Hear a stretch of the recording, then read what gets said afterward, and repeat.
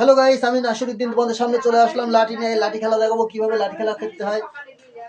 যদি চ্যানেলটা থেকে যদি ইউটিউব থেকে দেখো, ইউটিউবে লাইক কমেন্ট শেয়ার সাবস্ক্রাইব করে আমার পাশে থাকো। যদি ফেসবুকে দেখো, ফেসবুকে দেখলে লাইক কমেন্ট শেয়ার করে আমার পাশে থাকো। ইনস্টাগ্রামতে দেখলে ইনস্টাগ্রামে তোমরা আমার কাছে লাইক করে কমেন্ট করে শেয়ার করে আমার পাশে থাকো। দেখো কিভাবে লাঠি খেলা শেখাতে হয়।